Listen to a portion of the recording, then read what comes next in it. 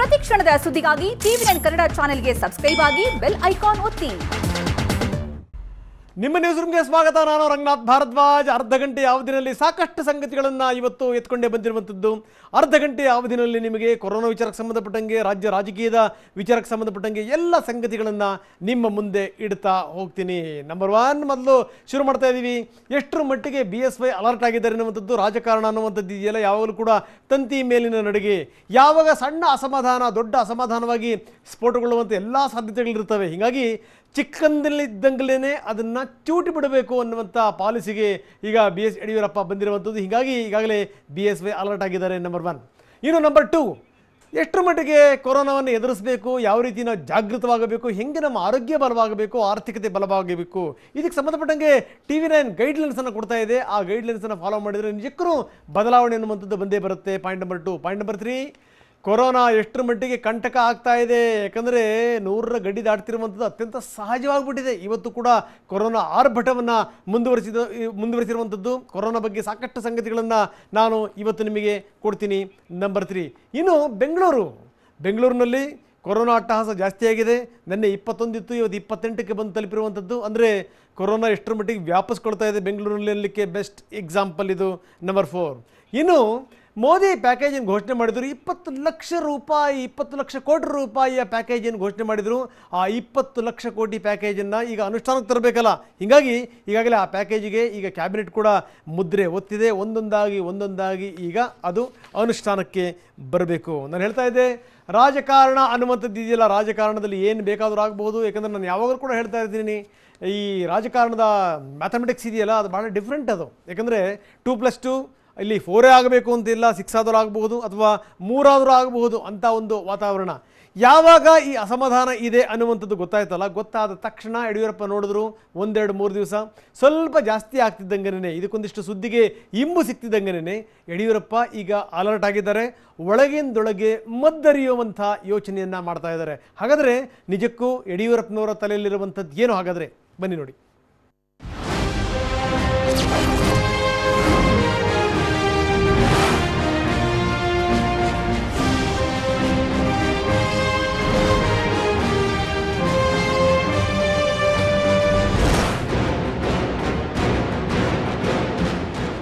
ರಾಜ್ಯದಲ್ಲಿ ಕೊರೋನಾ ರಣಕೇಕೆ ಆಗ್ತಾ ಇದೆ.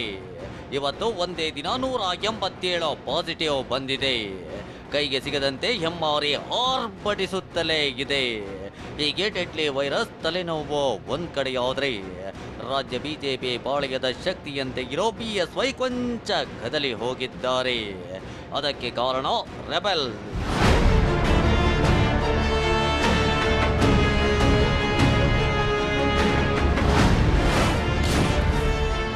ಅತೃಪ್ತರನ್ನ ಸಮಾಧಾನ ಪಡಿಸಲು BSY ಅಲರ್ಟ್.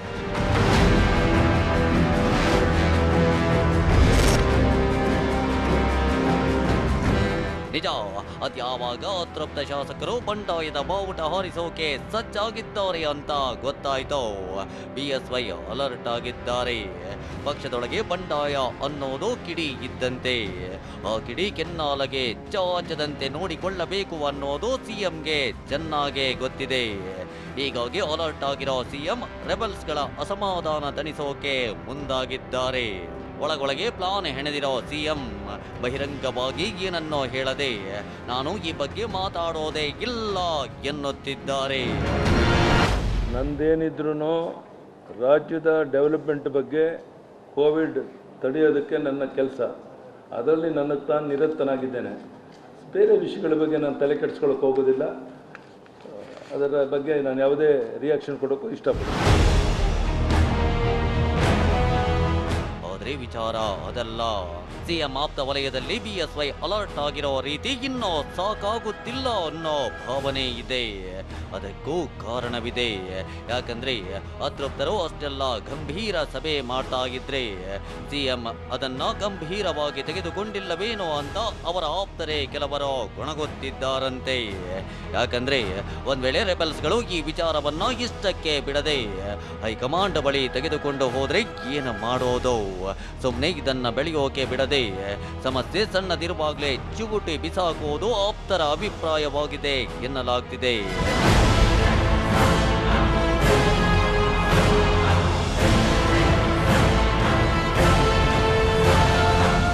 ಆದರೆ ಇಂಟ್ರೆಸ್ಟಿಂಗ್ ವಿಚಾರ ಏನಂದ್ರೆ ಈ ರೆಬೆಲ್ಸ್ ಟೀಮ್ ಮೀಟಿಂಗ್ ಮಾಡೋಕೋ ಮುಂಚೆ BSY ನಿವಾಸದಲ್ಲಿ ನಡೆದ ಮಾತುಕತೆ ಬಗ್ಗೆ ಇನ್ನಷ್ಟು ಕುತೂಹಲಕಾರಿಯಾಗಿರೋ ವಿಷಯಗಳು ಹೊರಗೆ ಬಿದ್ದಿವೆ. ಯಾಕಂದ್ರೆ ಆವತ್ತು ಮಾತುಕತೆಗೆ ಸೇರಿದ್ದ BSY, ಕತ್ತಿ ಮತ್ತು ಯತ್ನಾಳ್ ಒಬ್ಬರಿಗೊಬ್ಬರು ಲೈಟ್ ಆಗಿ ಮಾತಾಡಿಕೊಳ್ಳುತ್ತಲೇ ಕಾಲೆಳೆಯುತ್ತಲೇ ಫೈಟ್ಗೆ ಇಳಿದಿದ್ರು.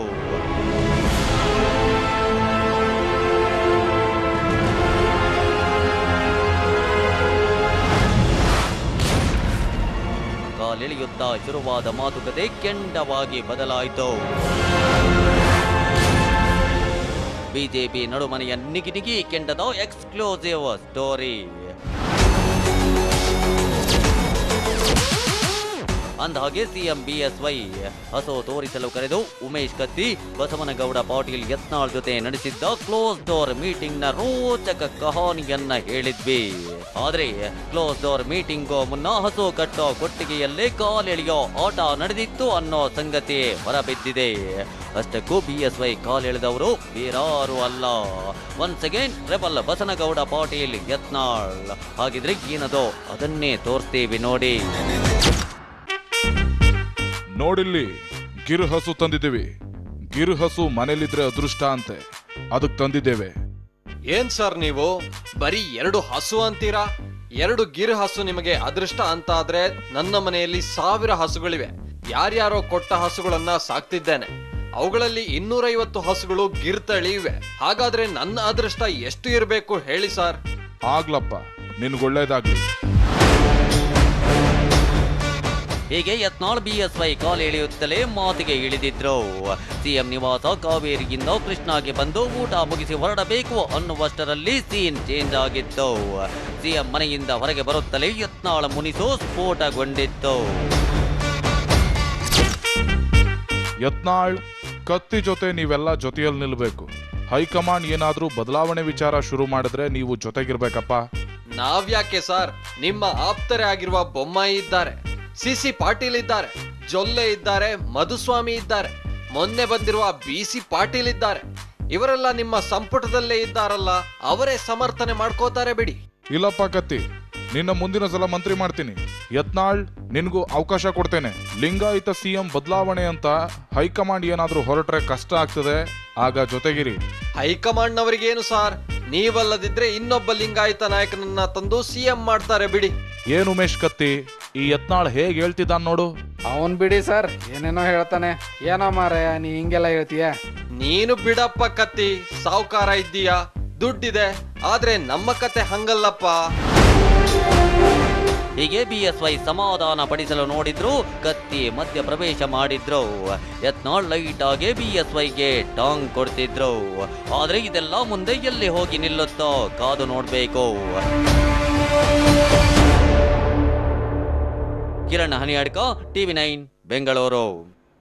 ಇವೆಲ್ಲವೂ ಕೂಡ ಹೀಗಾಗಿರ್ಬೋದು ಹಾಗಾಗಿರ್ಬೋದು ಅನ್ನುವಂಥ ಕಥೆಗಳು. ಆದರೆ ನಿಜಕ್ಕೂ ಇಂಥ ಸ್ಥಿತಿನಲ್ಲಿ ಏನಾದರೂ ಮೀಟಿಂಗ್ ಸೇರುವಂಥದ್ದು ಅಥವಾ ಏನಾದರೂ ಷಡ್ಯಂತ್ರ ಹೂಡಿದ್ರೆ ಜನ ಇವ್ರನ್ನ ಕ್ಷಮಿಸ್ಲಿಕ್ಕೆ ಸಾಧ್ಯನ ನಂಬರ್ 1. ಜೊತೆಗೆ ಏನಾದರೂ ಹಿಂಡು ದಂಡು ಕಟ್ಕೊಂಡು ಏನಾದರೂ ಹೈಕಮಾಂಡ್ ತನಕ ಹೋಯಿತು ಅಂದರೆ ಹೈಕಮಾಂಡ್ ಇವರಿಗೆ ಮಂಗಳಾರತಿ ಎತ್ತಲ್ವ, ಎಲ್ಲದೂ ಕೂಡ ಗೊತ್ತಿದೆ. ಸುಮ್ಮನೆ ಏನು ಅಂದರೆ ಸುಮ್ಮನೆ ಕೂತ್ವಿ ಅನ್ನಂಗೆ ಆಗಬಾರ್ದು ಅನ್ನುವಂಥ ಕಾರಣದಿಂದ ಒಂದಷ್ಟು ಅಲ್ಲಿ ಇಲ್ಲಿ ಸಣ್ಣ ಪುಟ್ಟ ಊಟದ ಹೆಸರಲ್ಲಿ ಸಭೆಗಳು ಮಾತ್ರ. ಇದರ ಹೊರತಾಗಿ ಅಷ್ಟೇನೋ ಮಹತ್ವ ಖಂಡಿತವಾಗಲೂ ಇದಕ್ಕೆ ಇಲ್ಲ.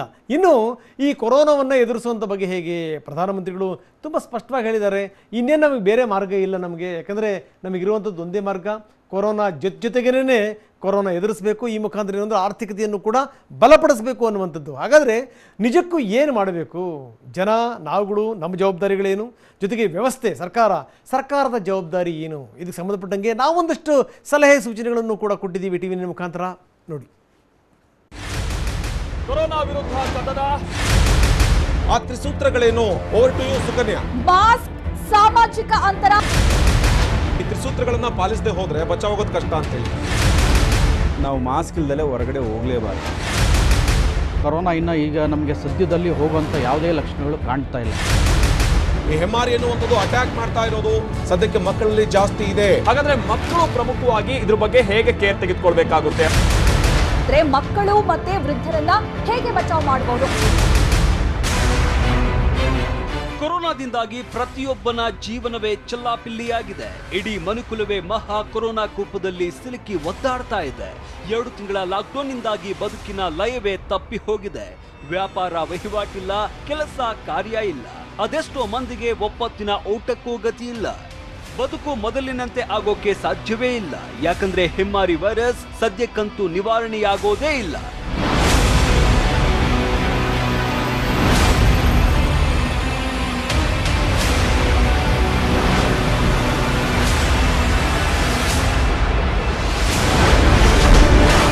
ಕಿಲ್ಲರ್ ಜೊತೆಗೆ ಬಡಿದಾಡುತ್ತಾ ಬದುಕೋದು ಹೇಗೆ? ಎಸ್, ಕ್ಷಣ ಕ್ಷಣವೂ ಕಾಡ್ತಾ ಇರುವ ಪ್ರಶ್ನೆ ಇದು. ಒಂದೆಡೆ ಕೊರೋನಾ ಅಟ್ಟಹಾಸ ದಿನ ಕಳೆದಂತೆ ಮಿತಿ ಮೀರ್ತಾ ಇದೆ. ಸೋಂಕಿತರು, ಸಾವಿನ ಸಂಖ್ಯೆ ಹೆಚ್ಚಾಗುತ್ತಲೇ ಇದೆ. ಈ ಮಧ್ಯೆ ಲಾಕ್ಡೌನ್ ಕೂಡ ಬಹುತೇಕ ಲಿಫ್ಟ್ ಆಗಿದ್ದು ಹೆಮ್ಮಾರಿ ಜೊತೆಗಿನ ಬದುಕು ಅದಾಗಲೇ ಆರಂಭವಾಗಿದೆ. ಕಳೆದ 2 ತಿಂಗಳಿನಿಂದ ಬಂದಾಗಿದ್ದ ಬಾಗಿಲುಗಳು ಓಪನ್ ಆಗ್ತಿವೆ. ಭಯದಲ್ಲೇ ಬೇರೆ ವಿಧಿ ಇಲ್ಲದೆ ಜನ ಹೊಸ್ತಿಲು ದಾಟಿ ಹೊರಬರ್ತಾ ಇದ್ದಾರೆ. ಹಾಗಿದ್ರೆ ಕೊರೋನಾ ಜೊತೆಗೆ ಬದುಕೋದು ಹೇಗೆ? ಮನೆ ಮಂದಿಗೆ ಅಪಾಯವಾಗದಂತೆ ಎಚ್ಚರಿಕೆ ವಹಿಸೋದು ಹೇಗೆ? ಹೊಟ್ಟೆಪಾಡಿಗೆ ಹೇಗೆ ಎಚ್ಚರಿಕೆಯಿಂದ ಕೆಲಸ ಮಾಡಬೇಕು ಅನ್ನೋ ಬಗ್ಗೆ ನಿಮ್ಮ ಬದುಕಿನ ದಿಕ್ಕನ್ನೇ ಬದಲಾಯಿಸುವ ಟಿಪ್ಸ್ ಅನ್ನ ನಾವು ಕೊಡ್ತೀವಿ ನೋಡಿ.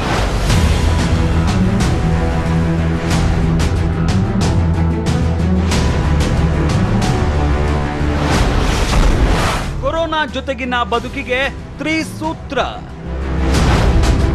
ಹೆಮ್ಮಾರಿಯಿಂದ ಬಚಾವಾಗೋಕೆ ನಾವು ನೀವು 3 ಸೂತ್ರಗಳನ್ನ ಪಾಲಿಸಲೇಬೇಕಾಗಿದೆ. ಬದುಕು ಉಳಿಸುವ ಆ 3 ಸೂತ್ರ ಯಾವುದು ಅಂತ ನೋಡೋದಾದ್ರೆ,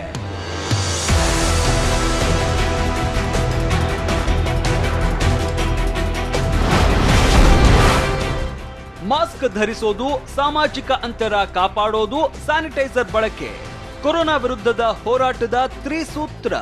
ಸಾರ್ವಜನಿಕ ಸ್ಥಳಗಳಲ್ಲಿ ಓಡಾಡುವಾಗ ಕಡ್ಡಾಯವಾಗಿ ಮಾಸ್ಕ್ ಧರಿಸಿ. ಕೆಲಸ ನಿರ್ವಹಿಸುವಾಗ ಆಗಾಗ ಹ್ಯಾಂಡ್ ಸ್ಯಾನಿಟೈಸರ್ ಬಳಕೆ ಮಾಡಲೇಬೇಕು. ಸಾರ್ವಜನಿಕ ಸಾರಿಗೆ ಬಳಸೋರು ಅಗತ್ಯ ಮುನ್ನೆಚ್ಚರಿಕೆ ತೆಗೆದುಕೊಳ್ಳಬೇಕು. ಪ್ರತಿ ಪ್ರಯಾಣದ ನಂತರ ಕೈಗೆ ಸ್ಯಾನಿಟೈಸರ್, ಸೋಪು ಹಾಕಿ ತೊಳೆಯಿರಿ. ಆಟೋ ಕ್ಯಾಬ್ ಹತ್ತುವ ಮುನ್ನ ಚಾಲಕರಿಗೆ ಗುಣಲಕ್ಷಣ ಇಲ್ಲದಿರುವ ಬಗ್ಗೆ ಖಚಿತಪಡಿಸಿಕೊಳ್ಳಿ.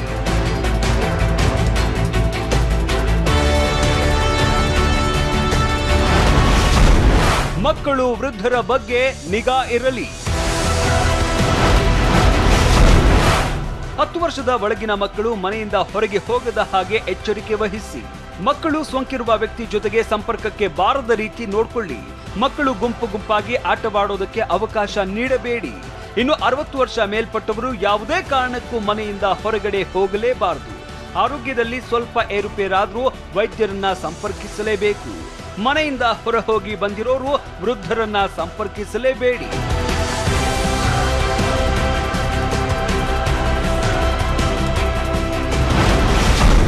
ಹೋಟೆಲ್ ಊಟ, ಕಂಡೀಷನ್ಸ್ ಅಪ್ಲೈ. ಹೋಟೆಲ್ಗಳಲ್ಲಿ ಏಕಕಾಲಕ್ಕೆ ಹೆಚ್ಚು ಗ್ರಾಹಕರನ್ನ ಒಳಗೆ ಬಿಡದೆ ಕ್ಯೂ ಸಿಸ್ಟಮ್ ಪಾಲಿಸಬೇಕು. ಪ್ರತಿ ಗ್ರಾಹಕನ ದೇಹದ ತಪಾಸಣೆ ಪರೀಕ್ಷೆ ಮಾಡಬೇಕು.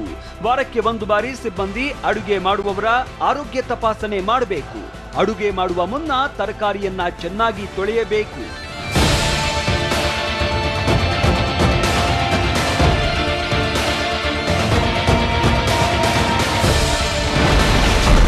ಆಟೋ ಕ್ಯಾಬ್ ಚಾಲಕರು ಮುನ್ನೆಚ್ಚರಿಕೆ ವಹಿಸಲೇಬೇಕು.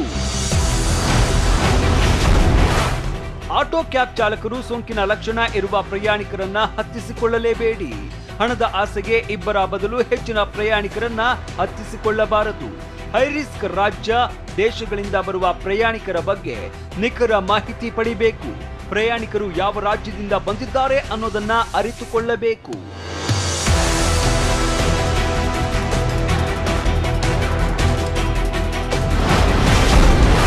ಬೀದಿ ಬದಿ ವ್ಯಾಪಾರಿಗಳೇ, ಬಿ ಅಲರ್ಟ್. ಬೀದಿ ಬದಿ ವ್ಯಾಪಾರಿಗಳು ಗ್ರಾಹಕರಿಗಾಗಿ ಸಾಮಾಜಿಕ ಅಂತರದ ಮಾರ್ಕ್ ಅನ್ನ ಹಾಕಬೇಕು. ಹಣ್ಣು ತರಕಾರಿ ಮಾರಾಟಕ್ಕೂ ಮುನ್ನ ಚೆನ್ನಾಗಿ ತೊಳೆಯಬೇಕು. ಅನಾವಶ್ಯಕವಾಗಿ ಎಲ್ಲಾ ವಸ್ತುಗಳನ್ನ ಮುಟ್ಟದಂತೆ ಗ್ರಾಹಕರಿಗೆ ಸೂಚಿಸಬೇಕು. ಗ್ರಾಹಕರಿಗೆ ಬೇಕಾಗಿರುವ ವಸ್ತುಗಳನ್ನ ತೋರಿಸೋದಕ್ಕೆ ಸ್ಟಿಕ್ ಬಳಸೋದು ಒಳ್ಳೆಯದು.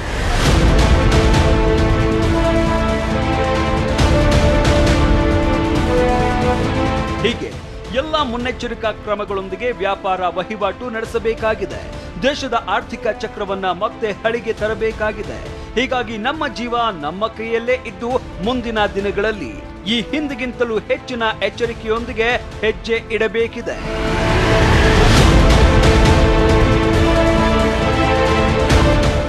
Bureau report, TV9. ಇದ್ಯಾವುದನ್ನು ಫಾಲೋ ಮಾಡಲಿಲ್ಲ ಅಂತಂದರೆ ಚಲೇಗ ಅನ್ನುವಂಥ ಮನೋಭಾವನೆ ಇದ್ದರೆ ಯಾವ ಸಂದರ್ಭದಲ್ಲಿ ಬೇಕಾದರೂ ರೋಗ ಹರಡಬಹುದು. ಜೊತೆಗೇನು ಅಂತಂದರೆ ನಿಮ್ಮ ಜೀವನ ಕೂಡ ದುರ್ಬರ ಆಗಬಹುದು. ಇದನ್ನು ಗಮನಿಸಬೇಕು ನಾವು. ಯಾಕಂದರೆ ನಮ್ಮಲ್ಲಿ ಎಚ್ಚರಿಕೆ ಇರಲಿಲ್ಲ ಅಂತಂದರೆ ರೋಗವನ್ನು ಓಡಿಸ್ಲಿಕ್ಕೆ ಸಾಧ್ಯವೇ ಇಲ್ಲ ಅಂತ ಒಂದು ಸ್ಥಿತಿ ಅವಾಯ್ಡ್ ಮಾಡಬೇಕು ಅಂತಂದರೆ ಮುನ್ನೆಚ್ಚರಿಕೆಗಳು ಬೇಕೇ ಬೇಕು. ಯಾಕಂದರೆ ನೋಡಿ, ದಿನದಿಂದ ದಿನಕ್ಕೆ ಏರ್ತಾ ಇದೆ. ಈಗಾಗಲೇ ಶತಕಗಳನ್ನು ದಾಟಿ ಹೋಗ್ತಾ ಇದೆ ಬಿಡಿ. ಇವತ್ತು 187 ಕೇಸ್ ಆಗಿರುವಂಥದ್ದು ಏನು ಸಾಮಾನ್ಯ ಸಂಗತಿನ? ಅಂದರೆ ಎಲ್ಲ ಜಿಲ್ಲೆಗಳನ್ನು ವ್ಯಾಪಿಸ್ಕೊಂಡು ಕೆಲವೊಂದು ಎಷ್ಟರ ಮಟ್ಟಿಗೆ ಅಂಕಿಅಂಶಗಳು ಸರಿಯಾಗಿ ಬರ್ತವೆ, ಸರಿಯಾಗಿ ಬರಲ್ಲ ಅನ್ನುವಂಥದ್ದು ಬೇರೆ ಸಂಗತಿ. ಆದರೆ ಇತ್ತೀಚಿನ ದಿನಗಳಲ್ಲಿ ಈ ಪಾಸಿಟಿವ್ ಸಂಖ್ಯೆ ಇದೆಯಲ್ಲ, ಪಾಸಿಟಿವ್ ಸಂಖ್ಯೆ ವಿಪರೀತವಾಗಿ ಏರ್ತಾ ಇರೋದಂತೂ ಸತ್ಯ.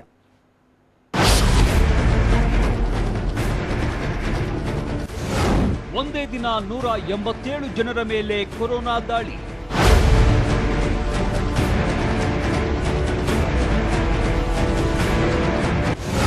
ಕರುನಾಡಿನಲ್ಲಿ 3408ಕ್ಕೆ ಏರಿತು ಹೆಮ್ಮಾರಿ ಪ್ರತಾಪ.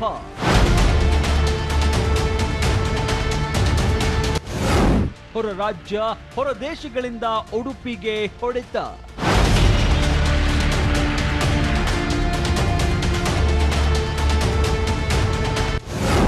ಕಲಬುರಗಿಯಲ್ಲಿ ಟ್ರಿಬಲ್ ಸೆಂಚುರಿ ಸಿಡಿಸಿದ ಕ್ರೂರಿ.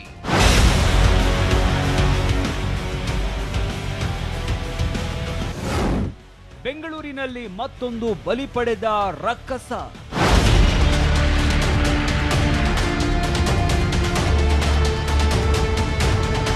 ದಿನಕ್ಕೊಂದು ರೂಪ, ಕ್ಷಣ ಕ್ಷಣಕ್ಕೂ ಪ್ರತಾಪ. ಎದುರು ನಿಂತವರನ್ನ ಹೊಕ್ಕಿಕೊಳ್ತಾ ಕೈಗೆ ಸಿಕ್ಕವರನ್ನೆಲ್ಲ ತನ್ನ ತೆಕ್ಕಿಗೆ ಹಾಕಿಕೊಳ್ತಾ ಇರುವ ಕೊರೋನಾ ಉಗ್ರ ತಾಂಡವ ಅಷ್ಟಿಷ್ಟಲ್ಲ.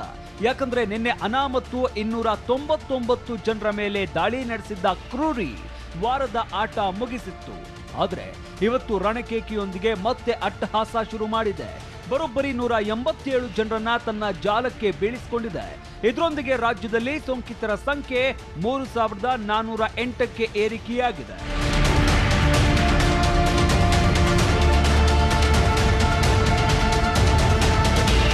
ಹೆಮ್ಮಾರಿಯ ರಣಬೇಟೆಗೆ ಇಂದು 16 ಜಿಲ್ಲೆಗಳು ನಡುಗಿ ಹೋಗಿವೆ.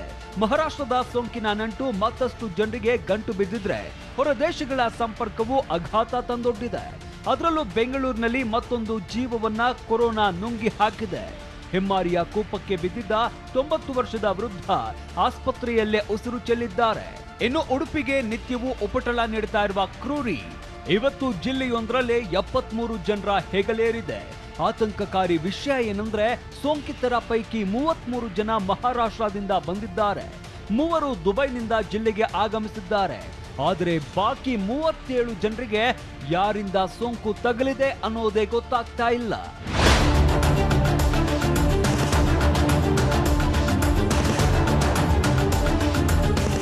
ಅಂದ ಹಾಗೆ ಬೀದರ್ನಿಂದ ಹಿಡಿದು ಕರಾವಳಿ ಜಿಲ್ಲೆಯ ತನಕ ಕೊರೋನಾ ಇಂದು ಗುರುತು ಮೂಡಿಸಿದೆ.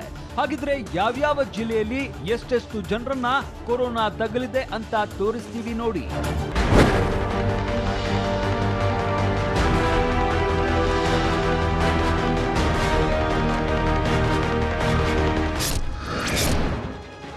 ಕರ್ನಾಟಕದ ಕಿರೀಟವಾಗಿರುವ ಬೀದರ್ನಲ್ಲಿ ಇಂದು 2 ಸೋಂಕು ತಗುಲಿದೆ. ಇನ್ನು ಕಲಬುರಗಿಯಲ್ಲಿ ಮತ್ತೆ 24 ಜನರು ಕೊರೋನಾ ಎದುರು ಮಂಡಿಯೂರಿದ್ದಾರೆ. ಹಾಗೆ ಗಡಿನಾಡು ಬಳ್ಳಾರಿಯಲ್ಲಿ ಇವತ್ತು 3ರನ್ನ ತನ್ನ ತೆಕ್ಕೆಗೆ ಕೆಡವಿಕೊಂಡಿರುವ ಕ್ರೂರಿ ಹಾವೇರಿಯಲ್ಲಿ ಒಬ್ಬರ ಮೇಲೆ ಕಾಲೂರಿದೆ. ಇನ್ನು ಡೆಡ್ಲಿ ಆಟಗಾರನ ಜಾಲಕ್ಕೆ ಧಾರವಾಡದಲ್ಲಿ ಇವತ್ತು ಮತ್ತಿಬ್ಬರು ಬಿದ್ದಿದ್ದಾರೆ. ವಿಜಯಪುರದಲ್ಲೂ ಒಬ್ಬರಿಗೆ ವೈರಸ್ ತಗುಲಿದೆ. ಬಾಗಲಕೋಟೆಯಲ್ಲಿ ಇಂದು 2 ಕೊರೋನಾ ಪಾಸಿಟಿವ್ ಬಂದಿದೆ. ಇನ್ನು ಕೃಷ್ಣನ ನಾಡಲ್ಲಿ ಕೊರೋನಾ ಕೇಕೆ ಹಾಕಿದ್ದು 73 ಜನರಿಗೆ ಇಂದು ಸೋಂಕು ಕನ್ಫರ್ಮ್ ಆಗಿದೆ. ಆ ಮೂಲಕ ಉಡುಪಿಯಲ್ಲಿ ಸೋಂಕಿತರ ಸಂಖ್ಯೆ 260ಕ್ಕೆ ಏರಿದೆ. ಹಾಗೆ ದಕ್ಷಿಣ ಕನ್ನಡದಲ್ಲಿ ಇಂದು 4 ಸೋಂಕು ಒಕ್ಕರಿಸಿದೆ. ಇನ್ನು ಶಿವಮೊಗ್ಗದಲ್ಲಿ 9 ಮಂದಿ ಹೆಮ್ಮಾರಿಯ ಜಾಲಕ್ಕೆ ಬಿದ್ದಿದ್ದಾರೆ. ರಾಜಧಾನಿ ಬೆಂಗಳೂರಲ್ಲಿ 28 ಜನರು ಕ್ರೂರಿ ಎದುರು ಶರಣಾಗಿದ್ದಾರೆ. ಹಾಗೆ ಚಿಕ್ಕಬಳ್ಳಾಪುರದಲ್ಲಿ ಇಂದು 5 ಕೊರೋನಾ ಖಾತೆಗೆ ಬಿದ್ದಿದ್ದಾರೆ. ಪಕ್ಕದ ಕೋಲಾರದಲ್ಲಿ ಒಬ್ಬರು ಕೊರೋನಾ ಎದುರು ಶರಣಾಗಿದ್ದಾರೆ. ಇನ್ನು ರಾಮನಗರದಲ್ಲಿ ಇಂದು ಮತ್ತೊಂದು ಪ್ರಕರಣ ಪತ್ತೆಯಾಗಿದೆ. ಸಕ್ಕರೆ ನಗರಿ ಮಂಡ್ಯದಲ್ಲಿ ಅನಾಮತ್ತು 15 ಜನರಿಗೆ ಕ್ರೂರಿ ಸುತ್ತಿಕೊಂಡಿದೆ.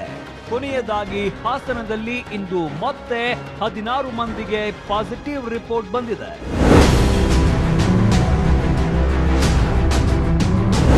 ಒಟ್ನಲ್ಲಿ ಕೊರೋನಾ ರಣಕೇಕಿಗೆ ಕರುನಾಡು ಪ್ರತಿದಿನವೂ ಕಂಪಿಸ್ತಾ ಇದೆ.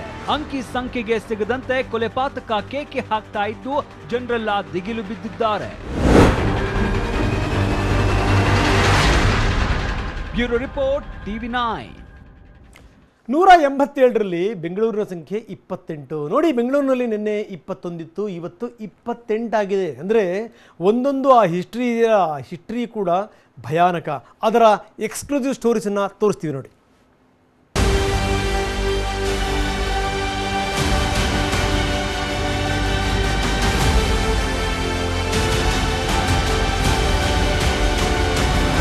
ಒಂದೇ ಒಂದು ದಿನ ರಿಲೀಫ್ ಕೊಟ್ಟಿಲ್ಲ. ಕ್ರೂರಿ ಕೊರೋನಾ ರಾಕ್ಷಸನಂತೆ ಬೆಂಬಿಡದೆ ಕಾಡುತ್ತಿದೆ. ಕೊರೋನಾ ಹೊಡೆತಕ್ಕೆ ಬೆಂಗಳೂರು ಅಕ್ಷರಶಃ ತತ್ತರಿಸಿ ಹೋಗಿದೆ. ಇವತ್ತು ಕೂಡ ಒಂದೇ ದಿನ 28 ಪಾಸಿಟಿವ್ ಕೇಸ್ಗಳು ಪತ್ತೆಯಾಗಿವೆ. ಅಲ್ಲದೆ ಈ ಕಿಲ್ಲರ್ ವೈರಸ್ ಇವತ್ತು ಒಬ್ಬ ವೃದ್ಧನನ್ನ ಬಲಿ ಪಡೆದು ಕೇಕೆ ಹಾಕಿದೆ. ಈ ಕೇಸ್ಗಳ ಹಿಸ್ಟರಿ ನೋಡ್ತಾ ಹೋದ್ರೆ ನೀವು ನಿಂತಲ್ಲೇ ದಂಗಾಗಿ ಹೋಗ್ತೀರಿ. ಅಂತ ಬೆಚ್ಚಿ ಬೀಳಿಸೋ ಎಕ್ಸ್ಕ್ಲೂಸಿವ್ ಸ್ಟೋರಿಗಳನ್ನ ತೋರಿಸ್ತೀವಿ ನೋಡಿ.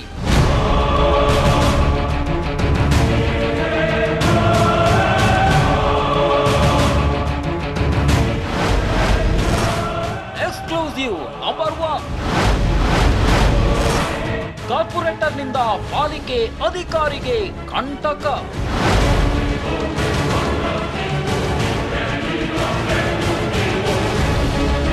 ಎಸ್, ಬಾದರಾಯನಪುರ ಕಾರ್ಪೊರೇಟರ್ ಇಮ್ರಾನ್ ಪಾಷಾಗೆ ಪಾಸಿಟಿವ್ ಇರೋದು ನಿನ್ನೆಯಷ್ಟೇ ಗೊತ್ತಾಗಿತ್ತು. ಇಮ್ರಾನ್ ಪಾಷಾ ಅದೇಗೆ ದಂಡು ದಾಂಗುಡಿಯನ್ನ ಸೇರಿಸಿ ಆಸ್ಪತ್ರೆಗೆ ಹೋಗಿದ್ದನ್ನ ನೀವೆಲ್ಲ ನೋಡಿದ್ರಿ. ಆದರೆ ಭಯಾನಕ ಸಂಗತಿ ಅಂದ್ರೆ ಇದೇ ಇಮ್ರಾನ್ ಪಾಷಾ ಸಂಪರ್ಕದಿಂದ ಬಿಬಿಎಂಪಿ ಅಧಿಕಾರಿಗೆ ನಂಜು ತಗುಲಿದೆ.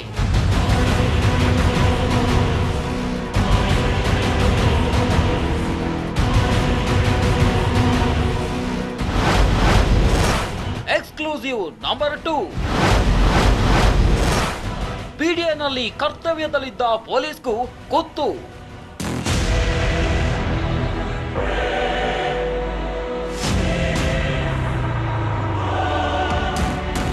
ವಿಚಿತ್ರ ಅಂದ್ರೆ ಪಿಡಿಎನಲ್ಲಿ ಕರ್ತವ್ಯ ನಿರ್ವಹಿಸುತ್ತಿದ್ದ ಕಾನ್ಸ್ಟೇಬಲ್ಗೂ ಕುತ್ತು ಬಂದಿದೆ.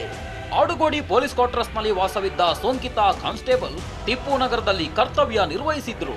ಆದ್ರೀಗ ಆ ಕಾನ್ಸ್ಟೇಬಲ್ಗೂ ವೈರಸ್ ಒಕ್ಕರಿಸಿದ್ದು ಸಹೋದ್ಯೋಗಿಗಳಿಗೆಲ್ಲ ಭೀತಿ ಹೆಚ್ಚಾಗಿದೆ.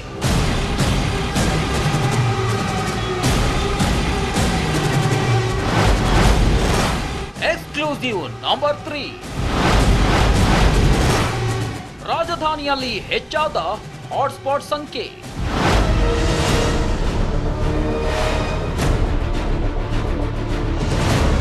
ಕ್ರೂರಿ ಕೊರೋನಾ ಅಟ್ಟಹಾಸದಿಂದ ಬೆಂಗಳೂರು ಹೆಜ್ಜೆ ಹೆಜ್ಜೆಗೂ ಡೇಂಜರ್ ಆಗ್ತಿದ್ದು ಹಾಟ್ಸ್ಪಾಟ್ಗಳ ಸಂಖ್ಯೆಯೂ ಹೆಚ್ಚಾಗಿದೆ.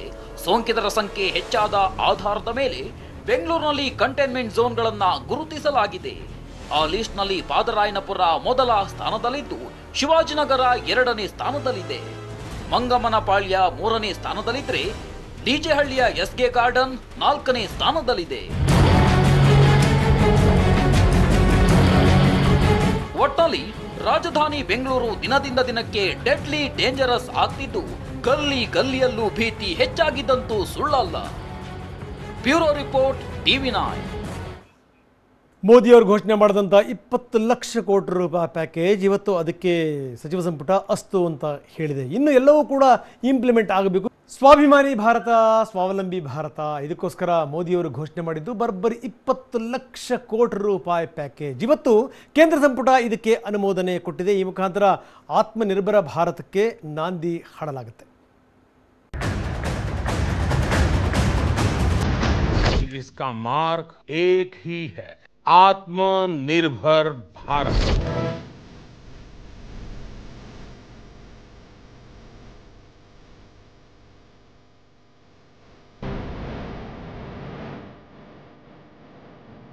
ಕೊರೋನಾ ಅನ್ನೋ ಸಣ್ಣ ವೈರಸ್ ಭಾರತವೇ ಏಕೆ ಇಡೀ ವಿಶ್ವದಲ್ಲಿ ಉಂಟು ಮಾಡಿರುವ ತಲ್ಲಣ ಅಂತಿಂತಹುದ್ದಲ್ಲ. ಇದರಿಂದ ಇಡೀ ವಿಶ್ವವೇ ಹಲವು ತಿಂಗಳು ಸ್ತಬ್ಧವಾಗುವ ಸನ್ನಿವೇಶ ಸೃಷ್ಟಿಯಾಗಿದೆ. ಇದರಿಂದಾಗಿ ವಿಶ್ವದ ಮತ್ತು ಭಾರತದ ಆರ್ಥಿಕತೆಗೆ ಭಾರಿ ಹೊಡೆತ ಬಿದ್ದಿದೆ. ಭಾರತದ ಆರ್ಥಿಕತೆಗೆ ಕೊರೋನಾ ನೀಡಿರುವ ಹೊಡೆತದಿಂದ ಚೇತರಿಕೆಗೆ ಪ್ರಧಾನಿ ನರೇಂದ್ರ ಮೋದಿ ಆತ್ಮನಿರ್ಭರ ಭಾರತ ಅಥವಾ ಸ್ವಾವಲಂಬಿ ಭಾರತದ ಮಂತ್ರ ಪಠಿಸಿದ್ರು. इसका मार्ग एक ही है, आत्मनिर्भर भारत, जिसकी आत्मा वसुधैव कुटुंबकम है. जब आत्मनिर्भर बनती है तब उससे एक सुखी समृद्ध विश्व की संभावना भी सुनिश्चित होती है. ಕೊರೋನಾ ಆರ್ಥಿಕತೆಗೆ ನೀಡಿರುವ ಹೊಡೆತ ಭಾರತಕ್ಕೆ ಒಂದು ಅವಕಾಶ ಅಂತ ಪರಿಗಣಿಸುವುದಕ್ಕೆ ಮೋದಿ ಕರೆ ನೀಡಿದ್ದಾರೆ. ಇದೇ ಸಂದರ್ಭವನ್ನ ಉಪಯೋಗಿಸಿಕೊಂಡು ಸ್ವಾವಲಂಬಿ ಭಾರತ ನಿರ್ಮಾಣ ಮಾಡೋಣ ಅಂತ ಹೇಳಿದ್ರು. ಇದಕ್ಕಾಗಿ 20 ಲಕ್ಷ ಕೋಟಿ ರೂಪಾಯಿ ಆರ್ಥಿಕ ಪ್ಯಾಕೇಜ್ ಘೋಷಿಸಿದ್ರು. ಇದಕ್ಕೆ ಈಗ ಕೇಂದ್ರ ಸಚಿವ ಸಂಪುಟದ ಅಸ್ತು ಎಂದಿದೆ. ಸ್ವಾವಲಂಬಿ ಭಾರತ ಪ್ಯಾಕೇಜ್ಗೆ ಕೇಂದ್ರ ಸಂಪುಟದ ಅಸ್ತು.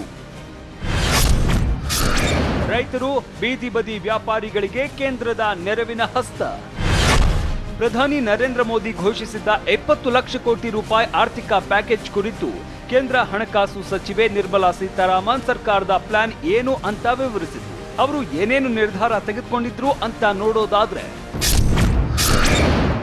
ಸಣ್ಣ, ಅತಿ ಸಣ್ಣ ಮತ್ತು ಮಧ್ಯಮ ಕೈಗಾರಿಕೆಗಳಲ್ಲಿ ಹೂಡಿಕೆಗೆ 50,000 ಕೋಟಿ ರೂಪಾಯಿ ಮೂಲ ನಿಧಿ ಸ್ಥಾಪನೆಗೆ ಸಂಪುಟ ಒಪ್ಪಿಗೆ ನೀಡಿದೆ.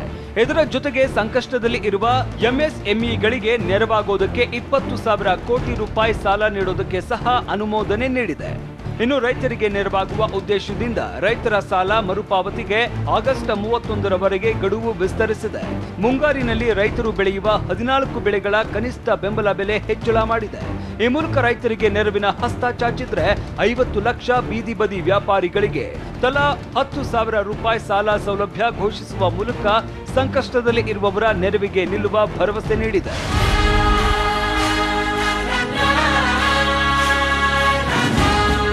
ಪ್ರಧಾನಿ ಮೋದಿ ಸ್ವಾವಲಂಬಿ ಭಾರತ ನಿರ್ಮಾಣಕ್ಕೆ ರೈತರು, ಬೀದಿ ಬದಿ ವ್ಯಾಪಾರಿಗಳು, ಸಣ್ಣ, ಅತಿ ಸಣ್ಣ ಮತ್ತು ಮಧ್ಯಮ ವರ್ಗದ ಕೈಗಾರಿಕೆಗಳ ಕಾಯಕಲ್ಪಕ್ಕೆ ಒತ್ತು ನೀಡುವುದು ಸರ್ಕಾರದ ಆದ್ಯತೆ ಅಂತ ಘೋಷಿಸಿದ್ದಾರೆ. ನಿರ್ಮಲಾ ಸೀತಾರಾಮನ್ ಘೋಷಿಸಿದ್ದ ಯೋಜನೆಗಳಿಗೆ ಇಂದು ಕೇಂದ್ರ ಸಚಿವ ಸಂಪುಟ ಅನುಮೋದನೆ ನೀಡಿದೆ. ಈ ಮೂಲಕ ರೈತರು, ಬೀದಿ ಬದಿ ವ್ಯಾಪಾರಿಗಳಿಗೆ ಆಗಿದ್ದ ನಷ್ಟದಿಂದ ಚೇತರಿಸಿಕೊಳ್ಳೋದಕ್ಕೆ ಸಹಾಯ ಹಸ್ತ ಚಾಚಿದೆ. Chandramohan, national bureau, TV9.